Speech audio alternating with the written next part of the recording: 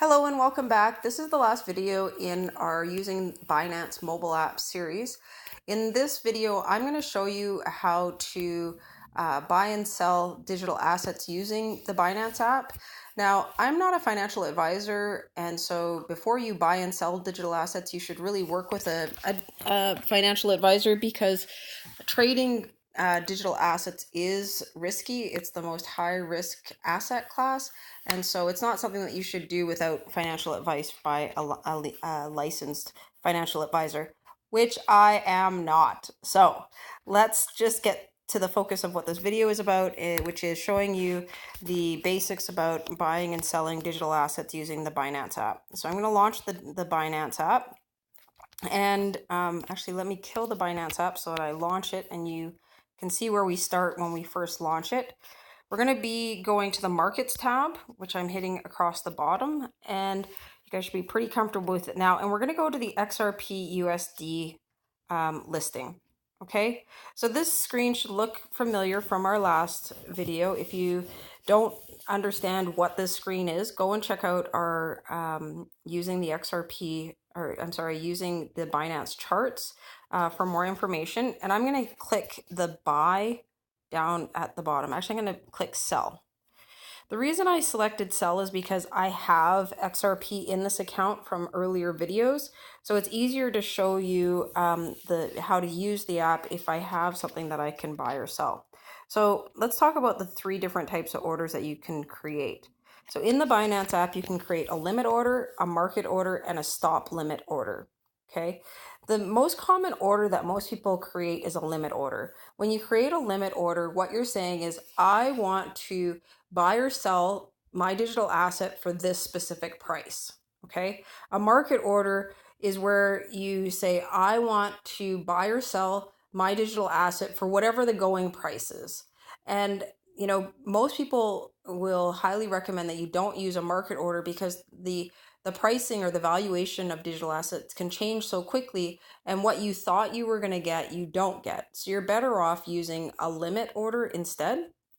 And then a stop limit order is a limit order where you say, when the price hits this price, I would like to buy. And we'll talk through all three of those at this time. Okay, so let's do a limit order. I use limit order the most. And when you do a limit order, you see that at the very top is a price, 0.36272.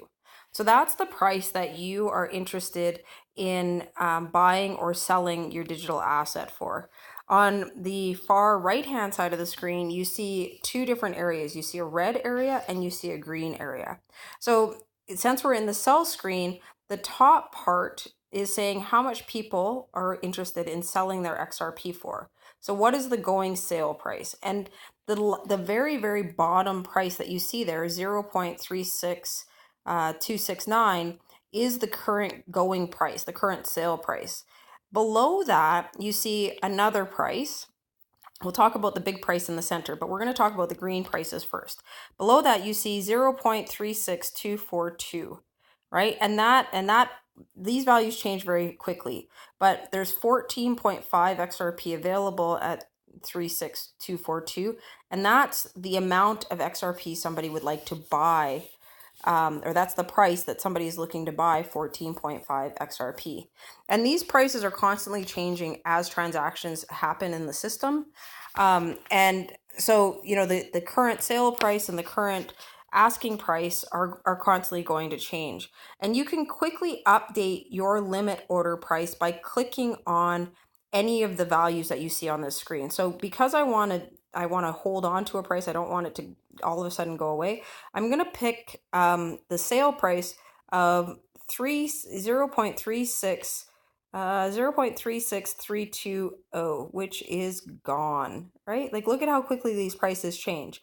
But I'm going to click on 0.36394. Do you guys see that over there? Right? And because the prices are changing so quickly, your price may end up going off of the screen, but I'm not looking to sell in this video. I'm just looking to show you how to use this. You can also select a value from the buy side of the table. So we have the 5,000 down at the bottom for 36,246. And if I click that, it updates the price. I actually clicked the 36,245, but if I can click it again, and whatever line I click, it's going to change the price. Do you see that under where it says limit order? It's changing the price, right? So that's how you can alter the price point that you want to buy or sell your XRP at.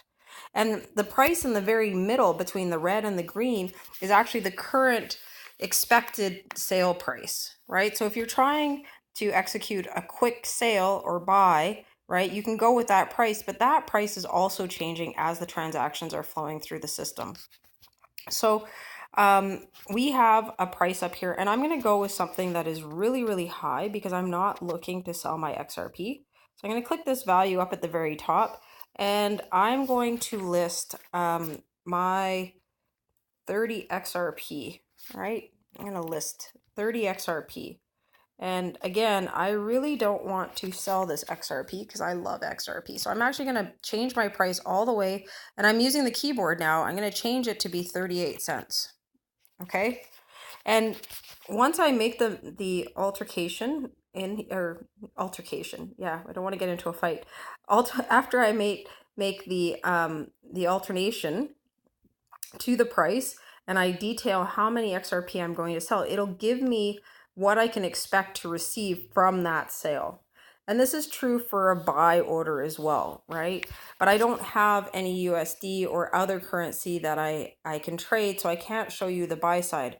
But things work the same on the buy side. And if you don't have funds available, all that you'll see at the very bottom, and I've transferred over to the buy screen, is the 0 USDT. I have no USDT available in this account, but I can go between the buy and the sell, and I can keep the limit order price there.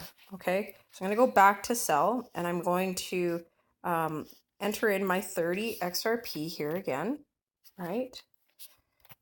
Okay, so there, that's what I can expect to receive for 30 XRP. And you know, behind the scenes, it calculates a transaction. So I'm actually going to increase this again because, again, I do not want to sell my XRP. I love my XRP, right? So as you change the price here, I've changed it to 40 cents. I'll get $12 for my 30 XRP, and I'm going to place a sales order.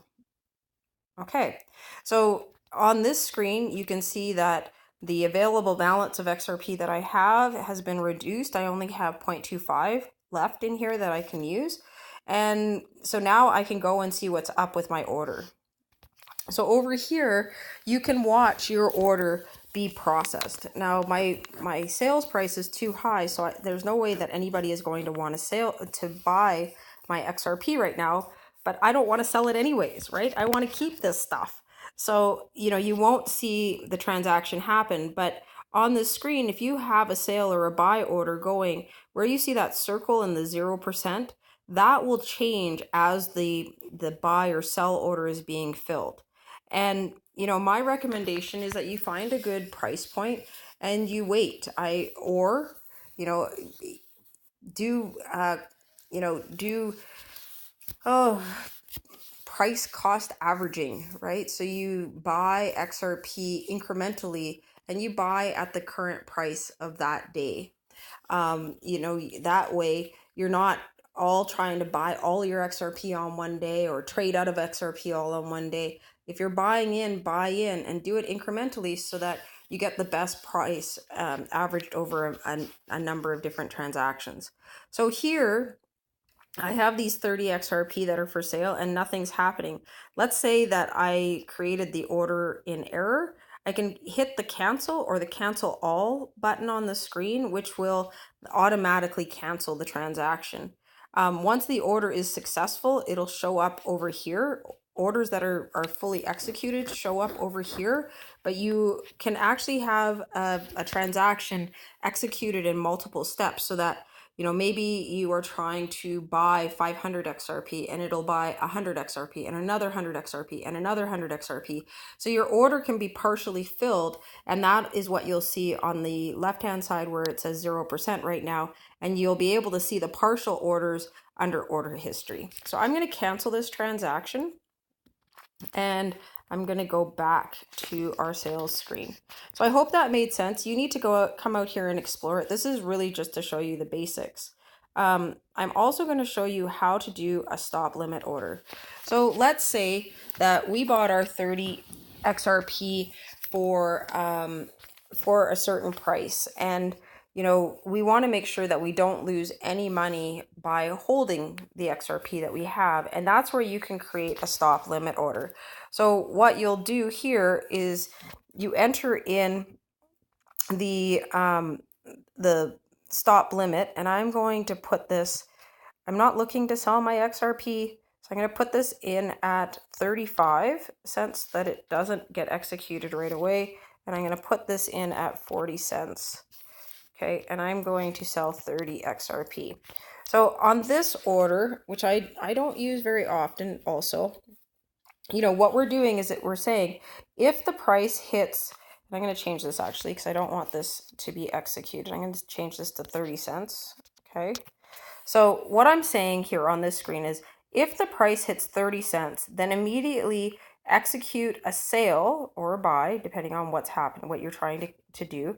Execute a sale listing my coins that I have below, 30 coins, at 40 cents each. And it shows you what you can expect to be the transaction amount that will come. So I'm going to click sell now. And it just pops up with a pop-up just to confirm that the order that you've listed is correct. So it says here on the little pop-up that came up, if the last price drops to or below 30 USDT per XRP, an order to sell 30 XRP at a price of 40 cents USDT will be placed. And I'm going to click no because I'm not going to actually create this. And that's how it works. If you want to see how these different things work, I highly recommend that you play with it with values that will not be executed, that you can actually watch it happen.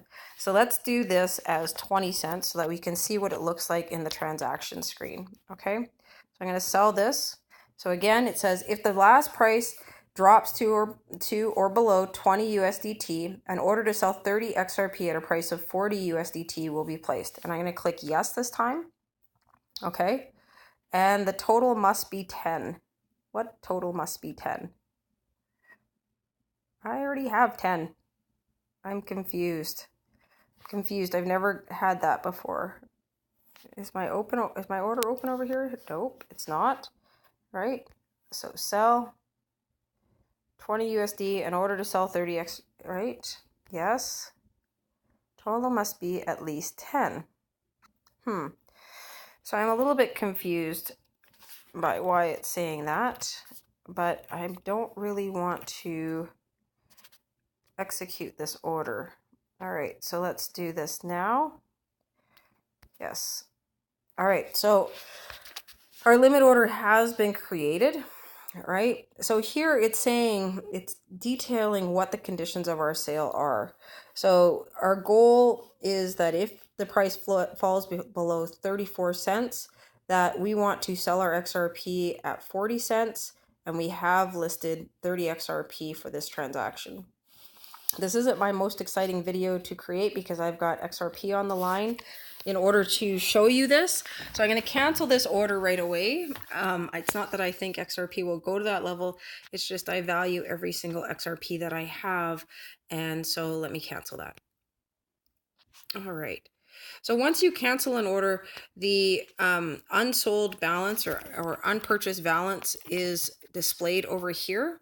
And this is really valuable, especially if you see the price rising or falling really quickly and you think you have the wrong price, then you immediately want to go and cancel your order. There's no guarantees that you'll cancel it before it'll be settled, because there's lots of user accounts that are using bots out here.